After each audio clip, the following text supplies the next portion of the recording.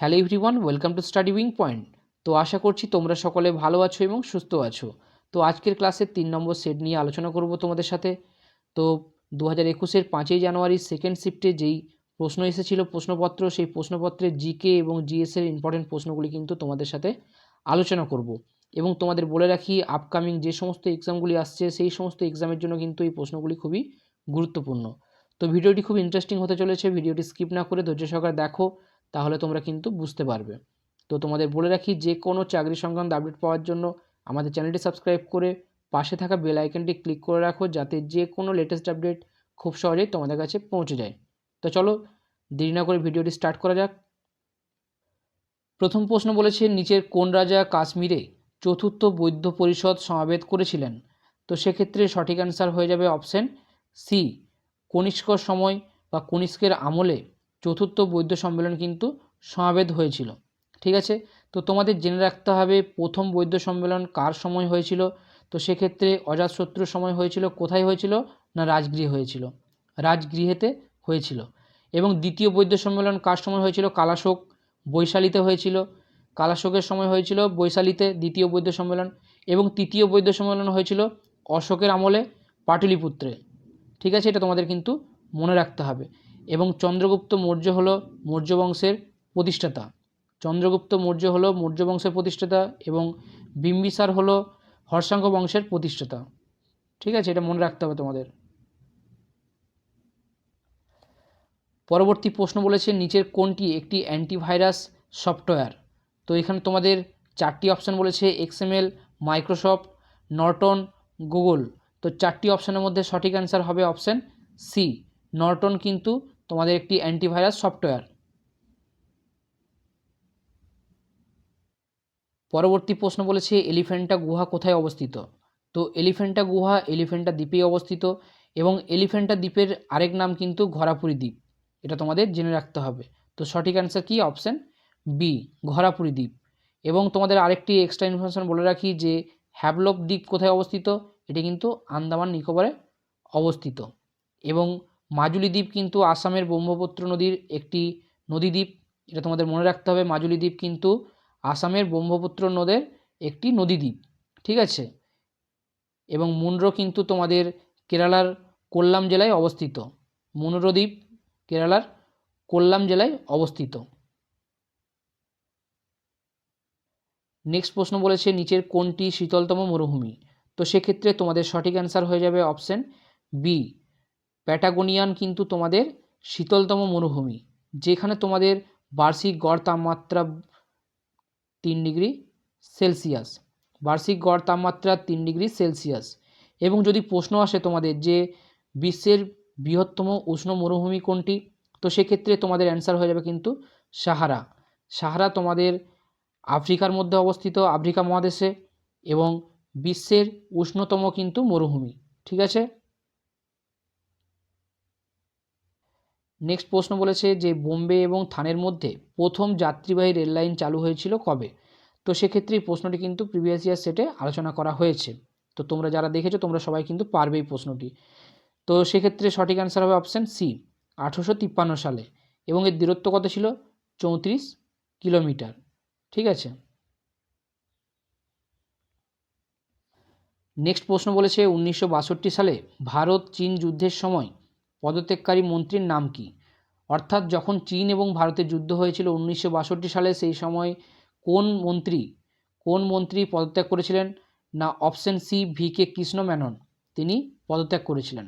এবং আরেকটি কথা তোমাদের বলে রাখি যে মোরারজি দেশাই কিন্তু ভারতের চতুর্থতম প্রধানমন্ত্রীর দায়িত্ব পালন করেন। ঠিক আছে, এবং লাল বাহাদুর শাস্ত্রী সেকেন্ড প্রধানমন্ত্রীর দায়িত্ব পালন করেন। এবং সর্দার প্যাটেল প্রথম উপমন্ত্রীর দায়িত্ব কিন্তু পালন করেন। ঠিক আছে,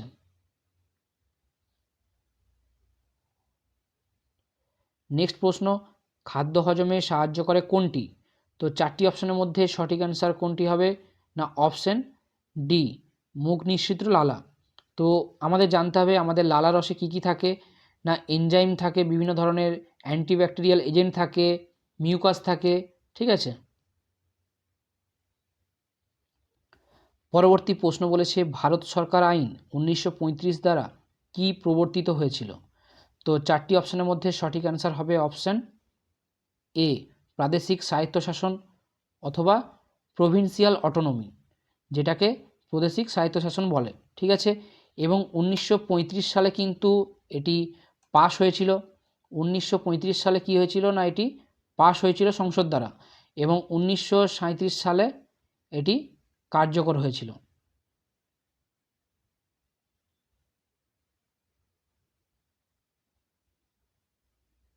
নেক্সট প্রশ্ন বলেছে ইন্ডিয়ান স্পেস রিসার্চ অর্গানাইজেশন অর্থাৎ ইসরো তার চন্দ্র অভিযান মিশন চন্দ্রযান-2 এর জন্য কোন লঞ্চ ভেহিকেল ব্যবহার করেছিলেন? তো এখানে তোমাদের বলেছে যে চন্দ্রযান-2 এর জন্য কোন লঞ্চ ভেহিকেল ব্যবহার করা হয়েছিল।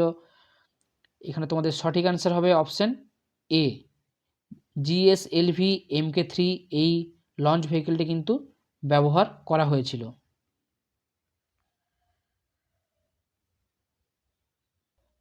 নেক্সট প্রশ্ন বলেছে ভারতে ড্যাশ ঋণ বিতরণে বাণিজ্যিক ব্যাংকের অংশ সবচেয়ে বেশি। তো সঠিক অ্যান্সার তোমাদের কি হবে? এখানে সঠিক অ্যান্সার হয়ে যাবে অপশান সি কৃষি ঋণ বিতরণে কিন্তু বাণিজ্যিক ব্যাংকের অংশ সবচেয়ে বেশি এখানে।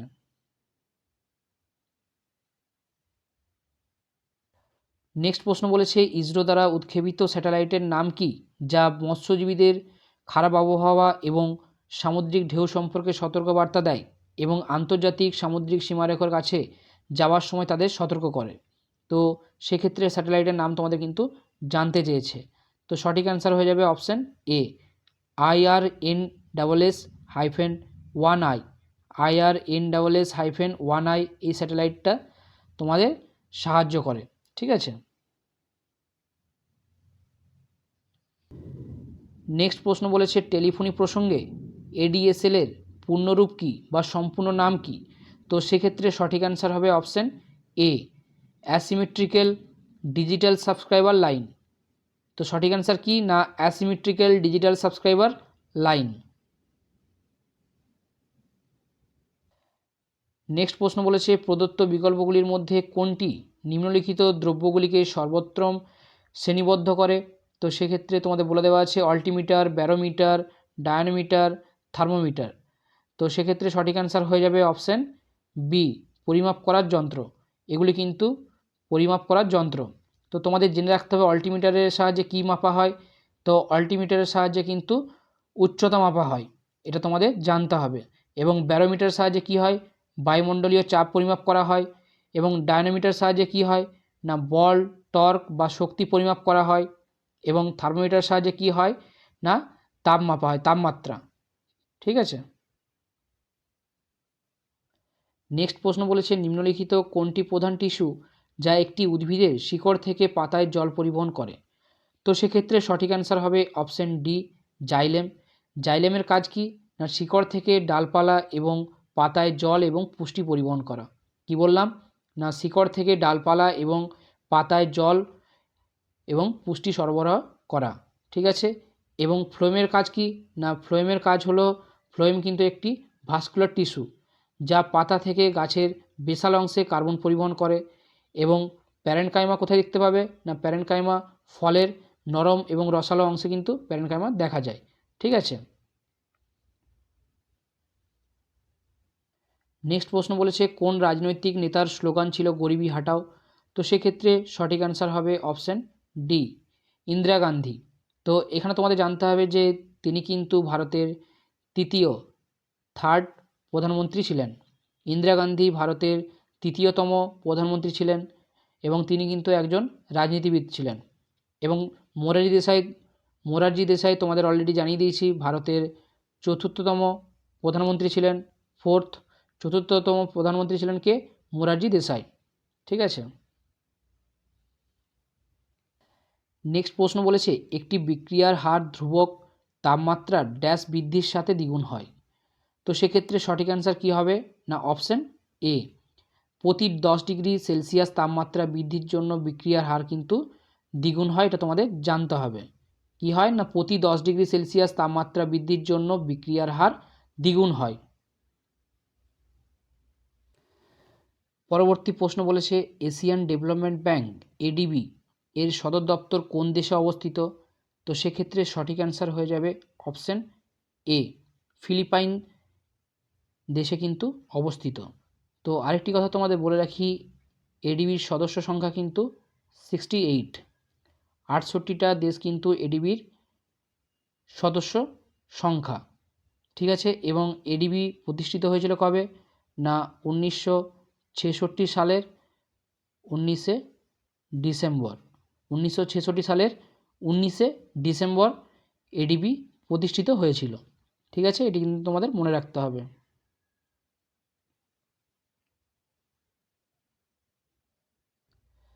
নেক্সট প্রশ্ন বলেছে, বিখ্যাত সাংহাই উৎসব উত্তর পূর্ব ভারতের কোন রাজ্য দ্বারা আয়োজিত একটি বার্ষিক সাংস্কৃতিক উৎসব? তো সেক্ষেত্রে সঠিক অ্যান্সার হবে অপশান এ, মণিপুর দ্বারা আয়োজিত কিন্তু একটি বার্ষিক সাংস্কৃতিক উৎসব। এবং মেঘালয়ের উৎসবগুলি কী কী? না নগরেক, খাসি, ঠিক আছে, ওয়াংলা, এগুলি কিন্তু মেঘালয়ের উৎসব, ঠিক আছে। এবং ত্রিপুরার কী উৎসব আছে? না খার্চি পূজা। ত্রিপুরার কি? না খার্চি পূজা কিন্তু ত্রিপুরার। এবং নাগাল্যান্ডের কি? না হর্নবিল কিন্তু নাগাল্যান্ডের।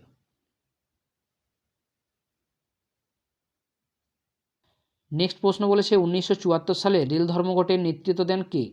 তো এখানে তোমাদের সঠিক অ্যান্সার হবে অপশান এ, জর্জ ফার্নান্ডেস 1974 সালে রেল ধর্মঘটের নেতৃত্ব দেন। এবং তোমাদের জেপি নারায়ণ কে ছিলেন? না একজন স্বাধীনতা কর্মী এবং সমাজতান্ত্রিক রাজনৈতিক নেতা ছিলেন। এবং এখানে একটি তোমাদের ইম্পর্টেন্ট প্রশ্ন আসে যে লোকনায়ক কাকে বলা হয়? লোকনায়ক কাকে বলা হয়? লোকনায়ক কিন্তু জেপি নারায়ণকে বলা হয়, ঠিক আছে। এবং এসপি মুখার্জি একজন ব্যারিস্টার শিক্ষাবিদ ছিলেন। এবং মোরারজি দেশাই তোমাদের অলরেডি বলে দিয়েছি, ভারতের চতুর্থতম প্রধানমন্ত্রী ছিলেন কিন্তু। প্রধানমন্ত্রী ছিলেন কে? না মোরারজি দেশাই। এটা তোমাদের এতবার বলবো তোমাদের কিন্তু অলরেডি মুখস্থ হয়ে যাবে, ঠিক আছে। যখনই তোমাদের আমি দেখতে পাবো এটা কিন্তু তোমাদের আলোচনা করব।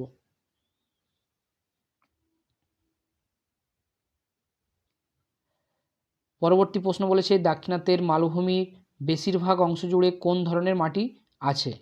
তো এখানে তোমাদের সঠিক অ্যান্সার হয়ে যাবে অপশান ডি, কৃষ্ণ মৃত্তিকা। তো কৃষ্ণ মৃত্তিকায় কিন্তু কাদামাটির ভাগ বেশি। কৃষ্ণ মৃত্তিকায় কিসের ভাগ বেশি? না কাদামাটির ভাগ বেশি। এবং পলিমাটির ক্ষেত্রে তোমাদের এক্সট্রা ইনফরমেশান জানতে হবে যে পলিমাটি কোথায় পাওয়া যায়? ভারতের ইন্দো গাঙ্গেয় ব্রহ্মপুত্র সমভূমি অঞ্চলে কিন্তু পলিমাটি পাওয়া যায়, ঠিক আছে। কোথায় পাওয়া যায়? না ইন্দো গাঙ্গেয় ব্রহ্মপুত্র সমভূমি অঞ্চলে, ঠিক আছে। এবং লোহিত মৃত্তিকা কোথায় পাওয়া যায়? লোহিত মৃত্তিকা তোমাদের তামিলনাড়ু, কর্ণাটক, মধ্যপ্রদেশ, অন্ধ্রপ্রদেশ, এই সমস্ত অঞ্চল জুড়ে কিন্তু রয়েছে লোহিত মৃত্তিকা, ঠিক আছে।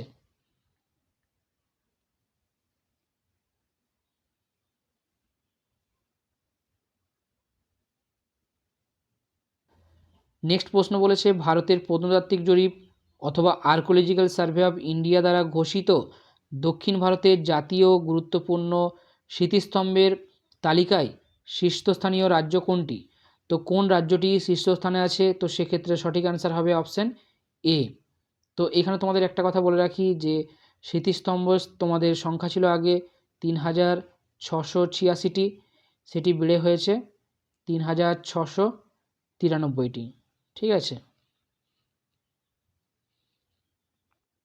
নেক্সট প্রশ্ন বলেছে, করমণ্ডল উপকূল নিম্নলিখিত কোন দুটি রাজ্যে রয়েছে? তো সঠিক অ্যান্সার হয়ে যাবে এখানে তোমাদের অপশান বি, করমণ্ডল উপকূল কিন্তু তামিলনাড়ু ও অন্ধ্রপ্রদেশ রাজ্যে রয়েছে। এবং তোমাদের এখানে এলাকা বলেছে 22,800 বর্গ কিলোমিটার এই এলাকা জুড়ে কিন্তু রয়েছে, ঠিক আছে। এবং তোমাদের বলে রাখি যে এটা কিন্তু করমণ্ডল উপকূল বললাম। এবং তোমাদের যদি বলে কাথিয়াড়া উপকূল কোন দুটি অঞ্চলের মধ্যে রয়েছে, সেক্ষেত্রে তোমাদের প্রশ্ন অ্যান্সার হবে গুজরাট ও মুম্বাই উপকূলের মধ্যে রয়েছে কাথিয়াড়া উপকূল। এবং যদি বলে কঙ্কন উপকূল কোথায় আছে? মুম্বাই এবং গোয়ার মধ্যে, ঠিক আছে। এবং যদি বলে মালাবার উপকূল কোথায় আছে? গোয়া এবং কন্যাকুমারীর মধ্যে। তাহলে কি বললাম, কাথিয়াড়া উপকূল কোথায় আছে না গুজরাট এবং মুম্বাইয়ের মধ্যে, এবং কঙ্কন উপকূল কোথায় আছে মুম্বাই এবং গোয়ার মধ্যে, এবং মালাবার উপকূল যদি প্রশ্ন আসে তোমাদের কোথায়, তাহলে অ্যান্সার করবে গোয়া এবং কন্যাকুমারীর মধ্যে। ঠিক আছে। নেক্সট প্রশ্ন বলেছে সম্মিলিত জাতিপুঞ্জের সাধারণ পরিষদ 21শে জুন কী দিবস পালন করা হয়। তো তোমাদের সঠিক অ্যান্সার হয়ে যাবে এখানে option A, international day of yoga, অর্থাৎ তোমাদের যোগা দিবস কিন্তু পালন করা হয় 21শে জুন। ঠিক আছে। এবং যদি তোমাদের প্রশ্ন আসে ইন্টারন্যাশনাল এডুকেশনাল ডে কবে পালন করা হয়, এডুকেশন ডে, সেক্ষেত্রে অ্যান্সার হবে 24শে জানুয়ারি। ঠিক আছে, 24শে জানুয়ারি। এবং যদি তোমাদের প্রশ্ন আসে যে ইন্টারন্যাশনাল হেলথ ডে অথবা আন্তর্জাতিক স্বাস্থ্য দিবস, অ্যান্সার হবে 7 এপ্রিল। যদি তোমাদের প্রশ্ন আসে ইন্টারন্যাশনাল বেবিস ডে অথবা আন্তর্জাতিক শিশু দিবস, তোমাদের এখানে 2রা মে। ঠিক আছে, সঠিক অ্যান্সার হবে 2রা মে। নেক্সট প্রশ্ন বলেছে ভারতের নিম্নলিখিত স্বাধীনতা সংগ্রামীদের মধ্যে কে সীমান্ত গান্ধী নামে পরিচিত। তো সেক্ষেত্রে সঠিক অ্যান্সার হয়ে যাবে অপশান বি, খান আব্দুল গফর খান কিন্তু সীমান্ত গান্ধী নামে পরিচিত।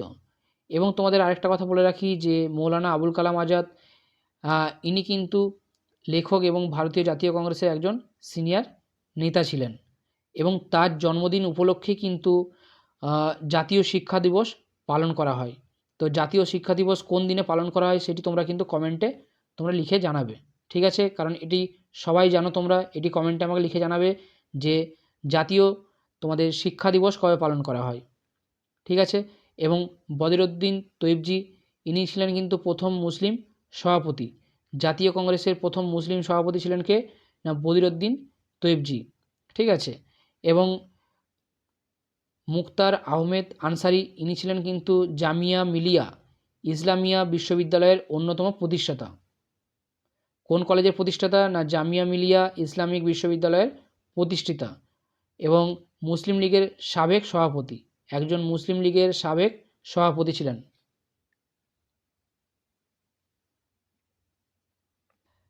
নেক্সট প্রশ্ন বলেছে একটি একক কোষ নিজেকে দুভাগে বিভক্ত করার প্রক্রিয়ার নাম কি। যখন একটা একক কোষ দুভাগে বিভক্ত হয়ে যায় তখন সেটাকে কি বলে না বাইনারি ফিশন, অর্থাৎ অপশন বি। তো বাইনারি ফিশনটা হলো কি না যখন অযৌন জনন প্রক্রিয়ার মাধ্যমে কোষ দুটি ভিন্ন হয়ে দুটি আলাদা কোষে পরিণত হয় তখন তাকে বলা হয় বাইনারি ফিশন। ঠিক আছে, এটা তোমাদের কিন্তু মনে রাখতে হবে।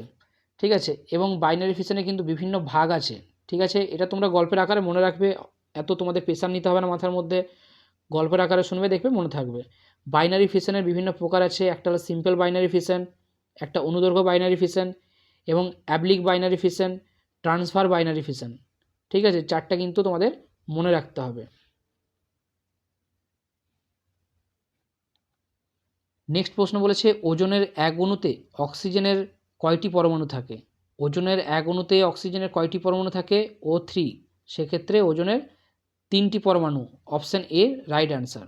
এবং তোমাদের এটা মনে রাখতে হবে যে ওজোন কোন স্তরে পাওয়া যায়।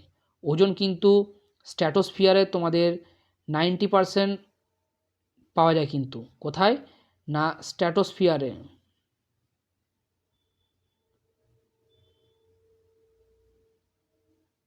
কোথায় স্ট্র্যাটোস্ফিয়ারে পাওয়া যায়। ঠিক আছে। নেক্সট প্রশ্ন এখানে বলেছে গভর্নর জেনারেল লর্ড ডালহৌসি কোন রাজ্যকে চেরি বলে ডাকতেন।